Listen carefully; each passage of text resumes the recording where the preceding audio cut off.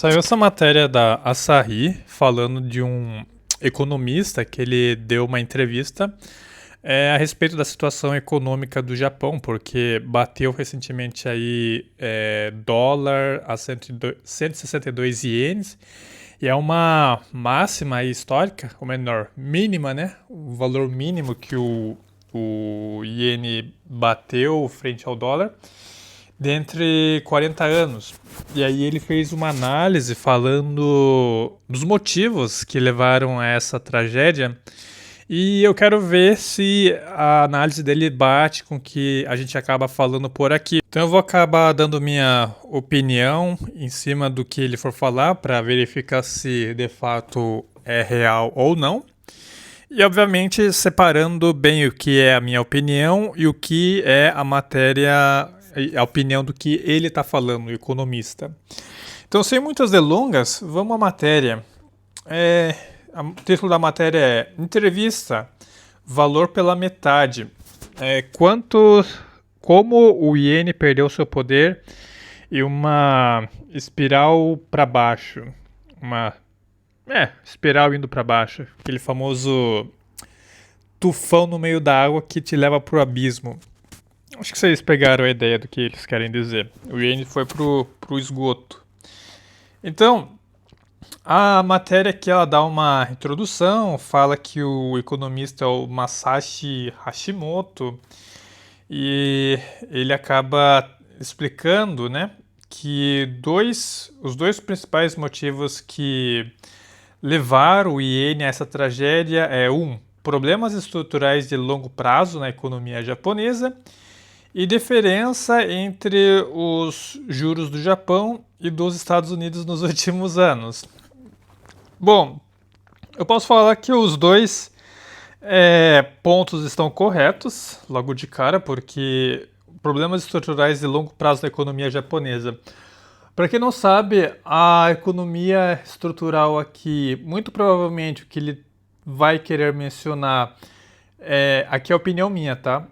É referente à tentativa de forçar uma estabilidade pelo Estado, que é criando aqueles empregos CLT daqui, né, que você faz o contrato e trabalha para sempre na empresa, então você acaba tendo um salário menor e do lado contrário ao mesmo tempo você acaba tendo o trabalho para sempre, você não acaba perdendo o seu emprego por qualquer coisa, você tem uma estabilidade infinita e você também tem essa parte de...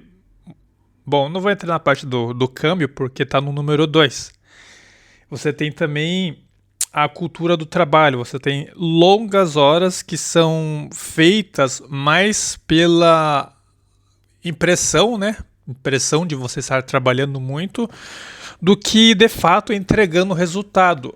A empresa aqui, ela valoriza mais o seu input no trabalho do que o seu output.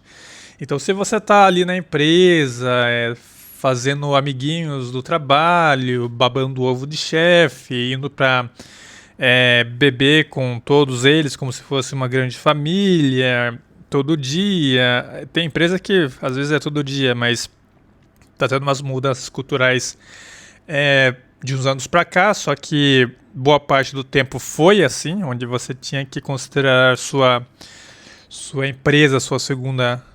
Na verdade, nem segunda família, porque você como homem, você passa pouco tempo com a família. E aí a empresa ela acaba ficando todo como seu principal pilar aqui na cultura tradicional raiz japonesa. Mas hoje, nessa família imperial que eles chamam de Heiwa, na era Heiwa, você tem umas mudanças aí nessa forma de se trabalhar.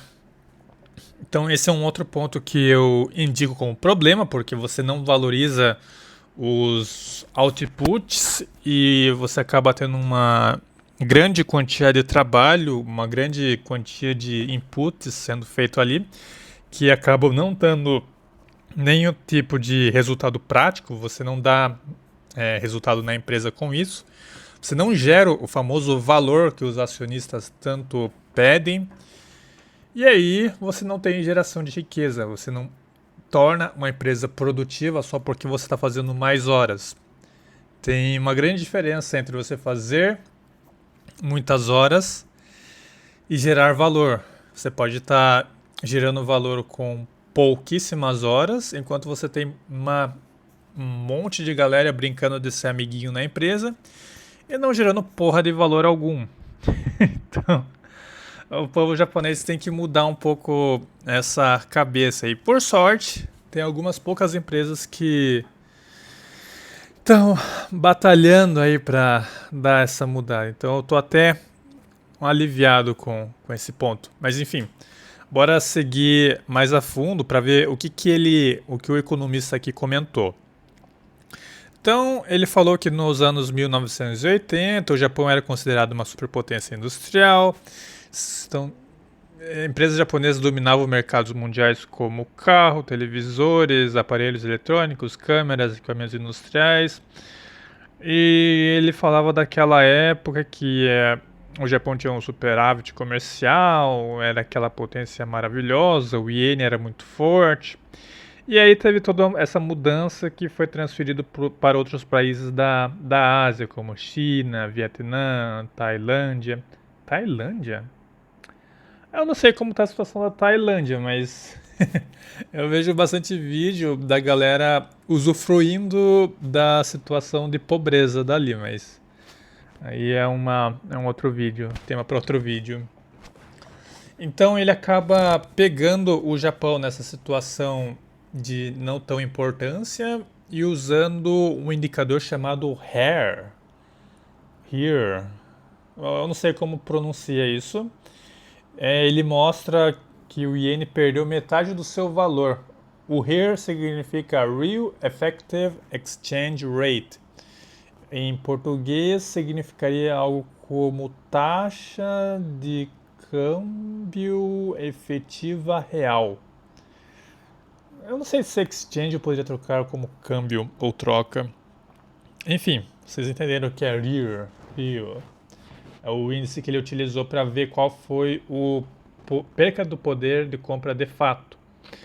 Então ele fez os cálculos ali, as entradas para você fazer esse cálculo, a inflação, como é o comércio com os outros países e os preços internacionais. Ele utiliza nessa conta essas variáveis.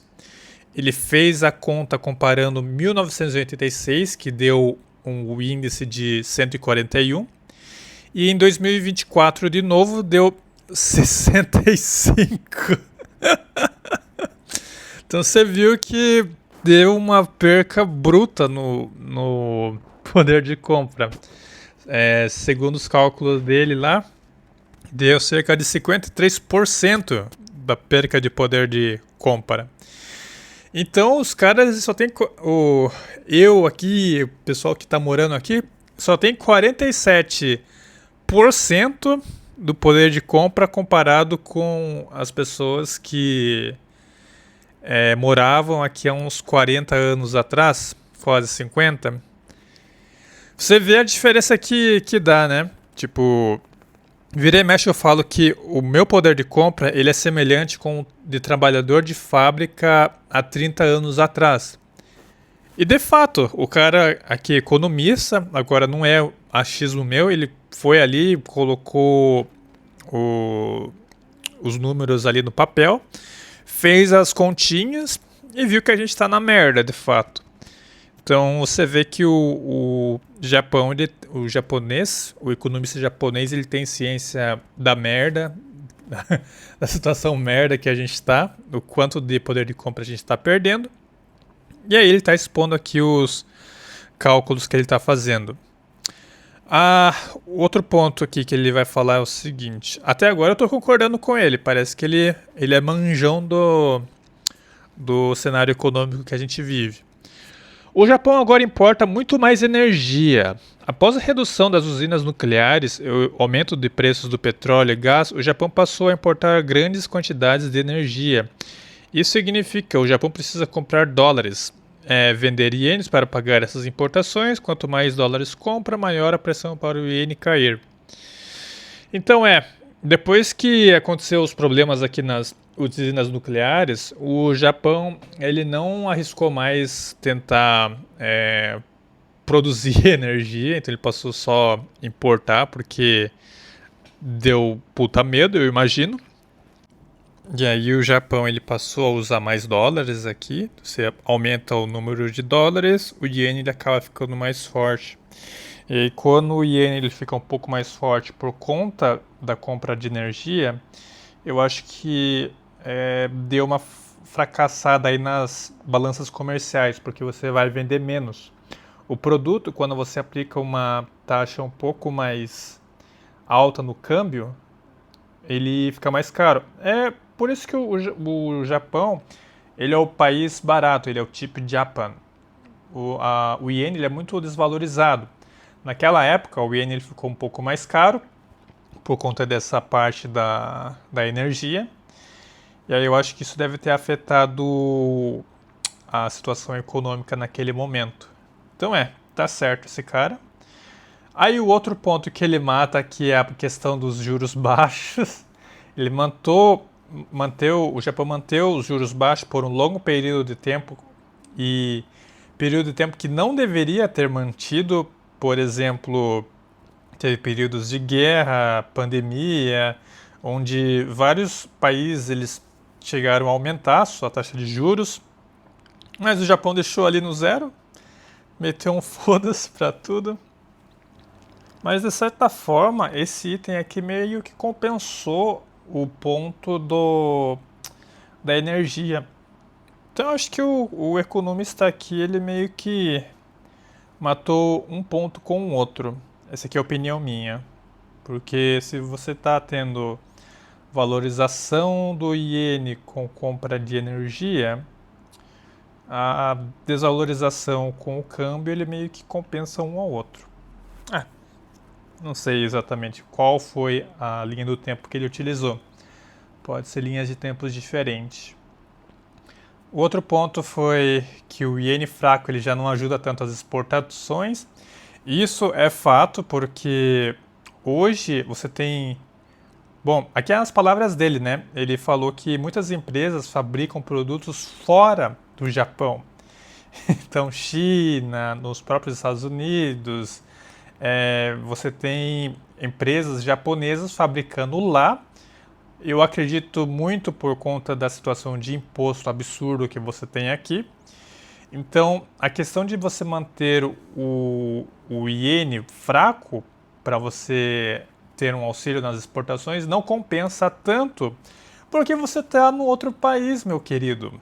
Então, você não precisa mais dessa questão forçada de iene fraco. E aí é esse ponto que você relaciona de novo com os juros baixos do Japão. Mais um ponto que eu concordo com ele falando aqui. Você não tem mais o porquê deixar baixo, exceto pelo turismo. Então, aqui ele não mencionou turismo, mas só fazendo o adendo, o turismo ele ganha bastante nessa ponta aqui do iene fraco. Tem a parte dos salários baixos, que ele mencionou também. É outro ponto que é consequência de você ter a economia estagnada, de você ter os empregos de permanência forever, né? Você não é demitido e a produtividade também fica um pouco mais lenta porque a pessoa não tem muito incentivo para crescer e você tem a cultura do emprego que você tem que ser amiguinho do chefe ao invés de trazer resultado para a empresa, trazer inovação. E aí vira essa desgraça de salário baixo onde as pessoas procuram países melhores como os Estados Unidos ou algum na Europa onde você consegue ganhar mais e valorizam mais a sua produção, né, o seu output. Tem a questão da população diminuindo, que é a questão da natalidade. Ele pontua corretamente esse outro assunto aqui, que se você tem menos pessoas aqui no Japão, você dificilmente vai conseguir crescer sua empresa, porque vai ter menos trabalhadores. Isso dá uma enfraquecida brutal ao longo prazo. E assim, a gente já está no longo prazo, a gente já está sofrendo as consequências disso, por isso a gente tem a imigração. E aí, por fim, né, esse foi o último ponto que ele falou, ele começou a pensar, pô, mas e aí, o que dá pra gente fazer? Ele falou que o governo japonês ele tem um plano econômico ali, mas é meio de merda, e que o Japão precisa ser capaz de criar empresas que vão gerar riquezas continuamente para que você consiga aumentar os salários por aqui. E com o aumento de salários, você acaba tendo a população um pouco mais alegre para poder fazer filhos. Só que tá uma coisa, cara. Tem dois pontos que você precisa considerar. Um é a cultura de arranjar o empreguinho que eu vou fazer minha carreira para sempre. Isso tem que acabar. Não tem como você seguir um plano econômico que tem esse tipo de coisa acoplada a você. Assim, a gente conhece a CLT, sabe como que funciona, boa parte dos impostos indo pro governo. Não dá, cara. Tem que mudar essa cabeça de governo, papaizinho do povo. E tem que mudar também as facilidades fiscais que você tem para fazer negócio aqui. Então, você quer abrir uma empresa, tem que ser um negócio fácil. Eu não preciso de 1 milhão de como é que diz? Certificação para eu poder me dizer que eu estou apto a abrir um negócio. Meu amigo, o povo decide se eu quero ou não abrir o negócio. O povo decide se quer ou não comprar. Por que eu tenho que comprar uma certificação do Estado, um curso do Estado, para eu poder abrir um negócio e falar que eu sei fazer alguma coisa?